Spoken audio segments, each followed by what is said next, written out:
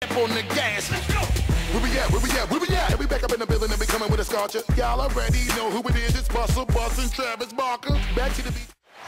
Celtics with the ball and only have one chance to tie it with a three. Bird comes around the screen. He's got the look. Good for three. Larry Bird has just sent this game into overtime.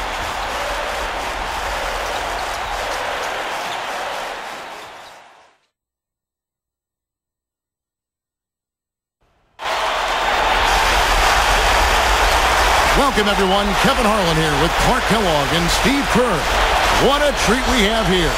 We've dusted off a reopen the past and get to take a look back at some of the great teams of the NBA. Larry Bird Celtics against Dominique Wilkins Hawks. And we are sure to be in for a great show as Larry Bird and Dominique Wilkins have had some great battles on the floor.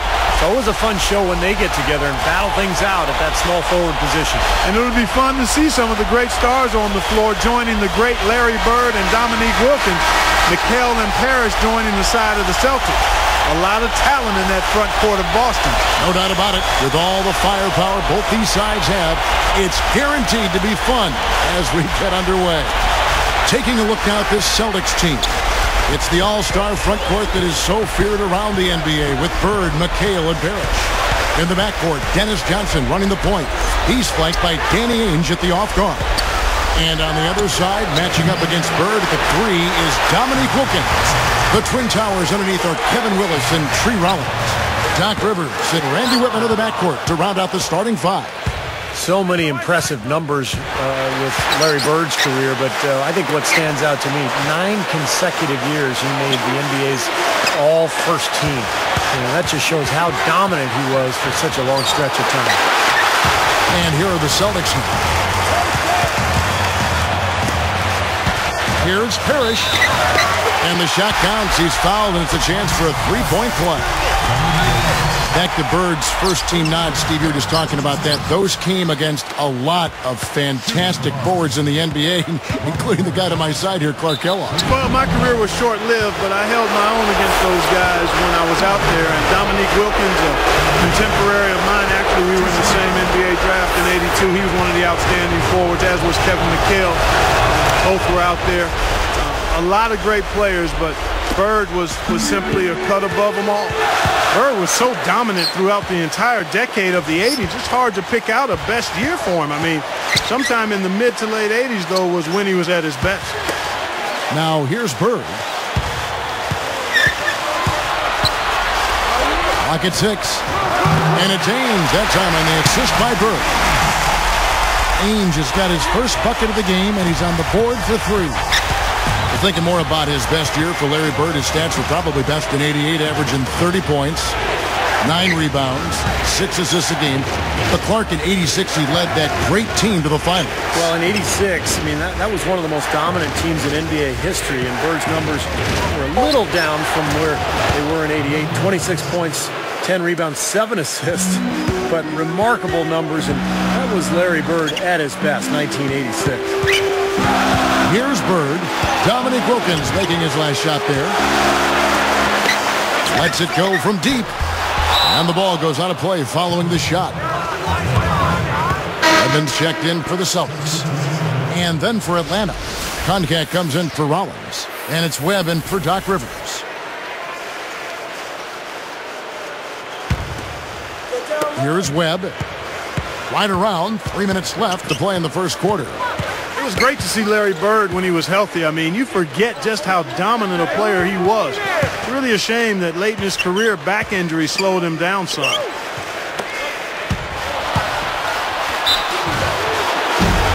And so he draws the foul on the shot. A trip to the line to shoot 2.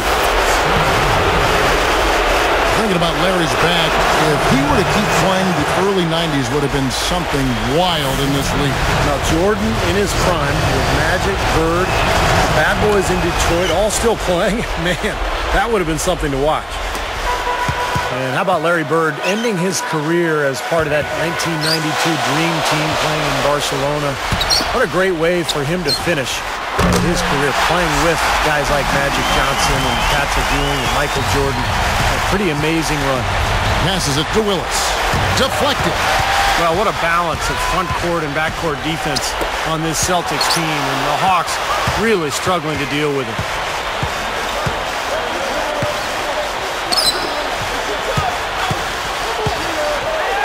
Webb with it.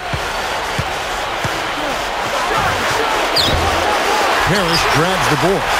Coming back to Bird and that dream team, it was great to see him get a gold medal and go out on top. Yeah, I agree with you there, guys. I mean, especially since the year before he was so hobbled by injury, Kevin. It was definitely a nice touch to see him go out as a winner representing the United States. Willis, no good. This is why you need size inside, the ability to contest shots and force misses. Steve, that's exactly right. Even when you get in close, it's still a tough shot. And one of the things that made Bird so difficult to cover was the combination of his height and the angle of his shot. He released the ball kind of out and over his head, so very difficult to challenge him. You know, you're all over it there, Steve. I mean, a big part of why he was such a great shooter was his size and that unique release angle you talked about. It was really hard for smaller players to bother or distract the shot. You know, I think my favorite Larry Bird quote comes from Magic Johnson when he said, "Larry, you told me one lie. You said there will be another Larry Bird. Larry, there will never, ever be another Larry Bird." High praise, and he just might be right. Well, the closest I've ever seen to Larry Bird would be Dirk Nowitzki. He has, you know, that similar shooting stroke, that size, the rebounding ability. Bird was the better passer, but Dirk Nowitzki probably as close to Larry Bird as we're ever going to see in our lifetime. And so here is Atlanta, trailing here by 8. Here's Wilkins. Oh, yes! And the serious dunk to finish it off. And Dominique, just a high flyer. Why would the defense even try to get in his way in that case? No, you just need to get out of the way. I mean, he threw it down so hard on you.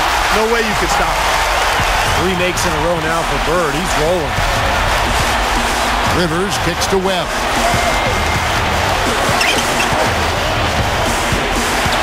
He goes up.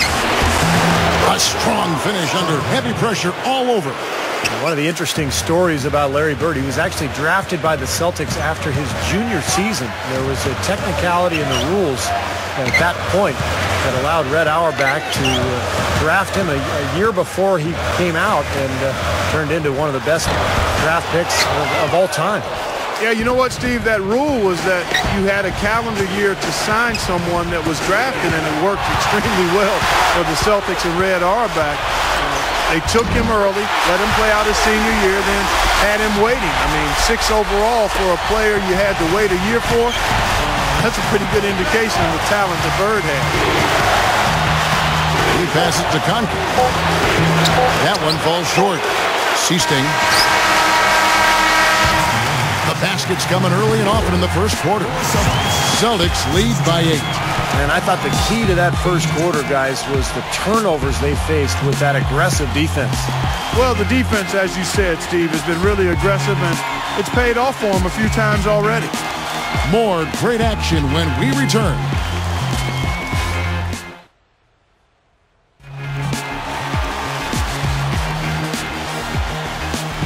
Now the second quarter getting ready to start up.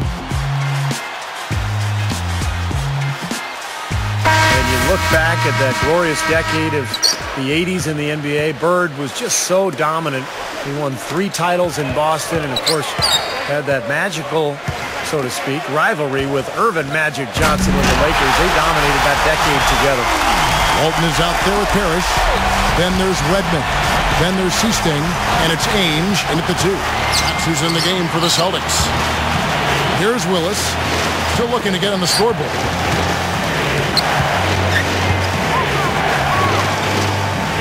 A 10-footer, and it's blocked. Celtics leading by 10. For the 3, and that's collected by Willis.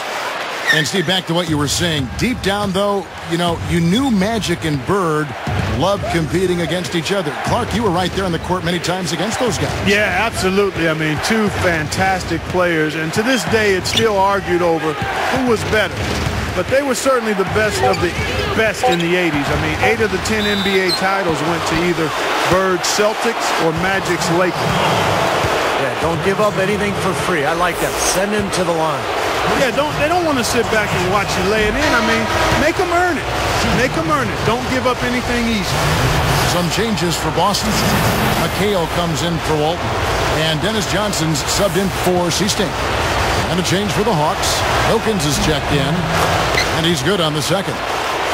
And you look back at Dominique Wilkins' career, you have to think 1986 was his best season, averaged 30 points a game that year. Reverses. Shot denied. The Celtics with the lead.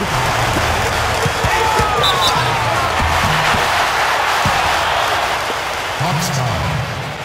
Dominique Wilkins. His second first team. The first free throw is good. Scott Wilkins. 2 shots. He's perfect from the line this time. Here's Rivers. Atlanta calls timeout. They seem to have lost their mojo offensively. Probably a good timeout here to try to get a play in and jumpstart their offense.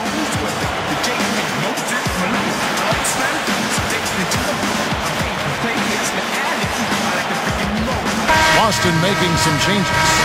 Smith checked in for Wedman, and Larry Bird subbed for Danny Ainge.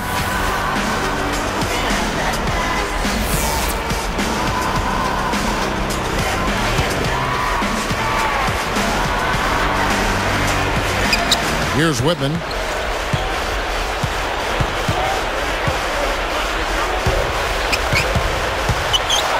He's guarded by McHale, and Parrish sends it back. Parrish with the block. 6 to shoot. Here's Wilkins, and he comes off the screen to bury the jump shot. Wilkins has got 6.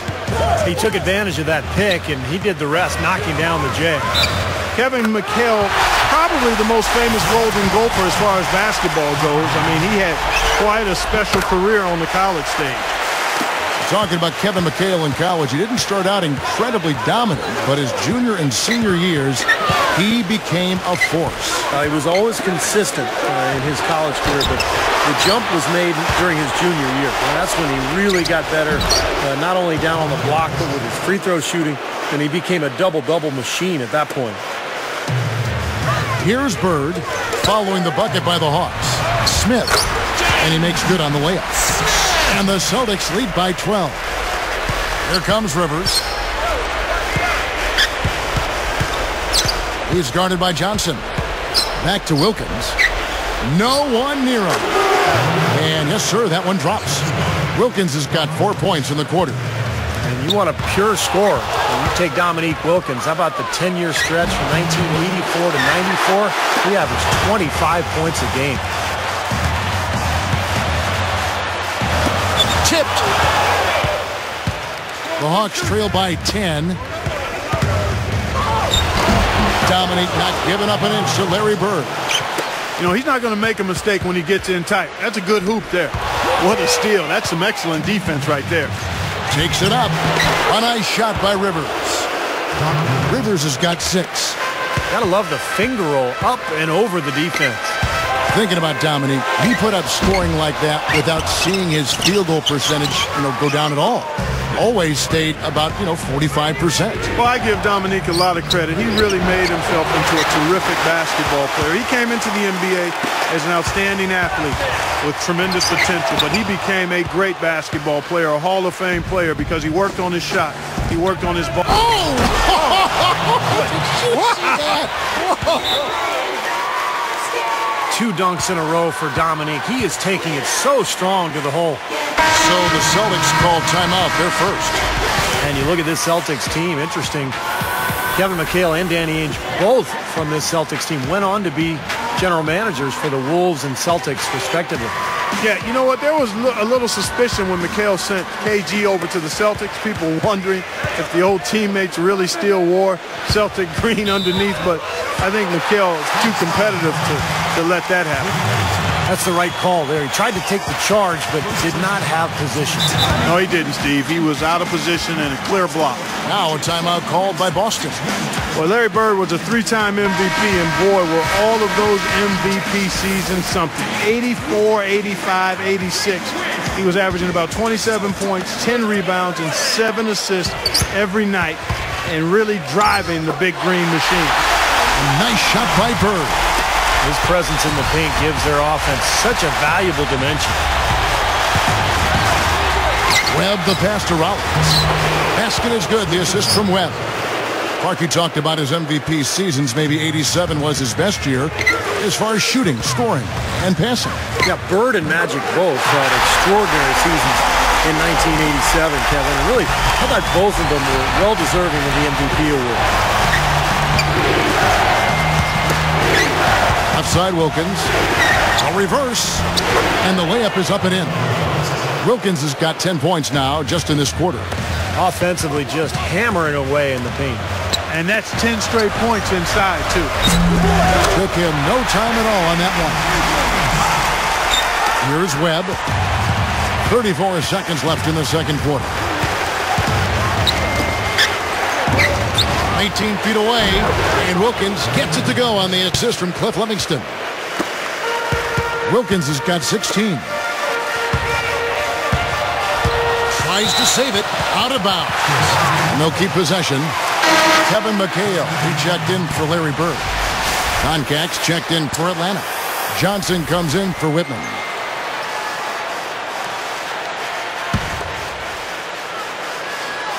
Here's Ainge. 6 points for him. From deep. And the ball goes out of play, unable to keep it in. Here's Johnson. 16 seconds left to play here in the half. Outside Wilkins. With 4 seconds on the clock. Again, the Hawks score. Good things happen when he's working like that, fellas. Here's Ainge. No good, trying to beat the buzzer. Back here in just a moment here in Boston. 32.